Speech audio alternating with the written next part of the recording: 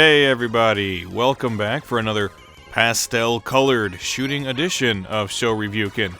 Today we're taking a look at Poppin' Twinbee for the Super Famicom and SNES, which was developed and published by Konami back in 1993 when it was released in Japan and in PAL regions, but not in North America, unfortunately. But fret not, because it was recently made available on the Switch Online SNES, so now everyone can enjoy this game, or at least everyone with a Switch.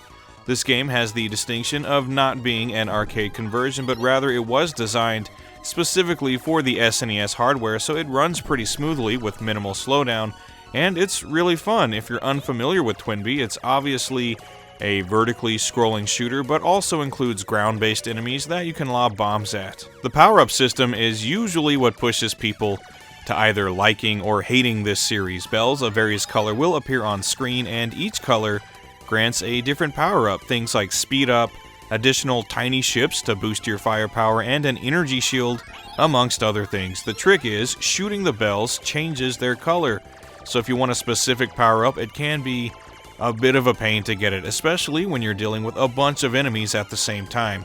Some people don't care for this aspect of Twinbee's gameplay, but I personally love it. I think it adds an extra element of challenge to a gameplay style that is otherwise pretty conventional. Just blow away all of your enemies, collect a bunch of point bonuses, and take down a series of boss characters. Very simple stuff, but for me, it never gets old.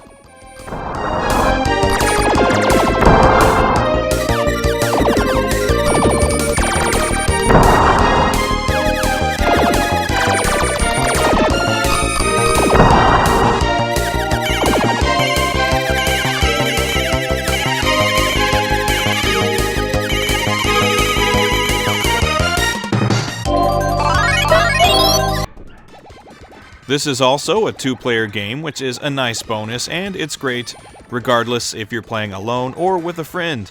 The visuals and sound design is one area where Poppin' Twinbee truly shines. Literally, just by looking at this gameplay footage, you can tell that this is an extremely colorful game with some very detailed stages. The pastel color look this game goes for is very pleasing to the eye, and I love the character designs. A great little touch of personality are the little bumpers that play between stages, featuring Twinbee and Winbee, as well as their pilots Light and Pastel. Truly a gorgeous game, and a great example of what was possible with the SNES color palette, and as colorful as the game is, the music does its best to be just as colorful, with some really upbeat and poppy songs in each stage, totally justifying its namesake. Top to bottom, this is a great game for the Super Famicom, SNES, or Switch, with fun gameplay and outstanding graphics and sound. If that sounds good to you, then definitely give Poppin' Twinbee a try. I'm sure you'll be glad you did. Yeah.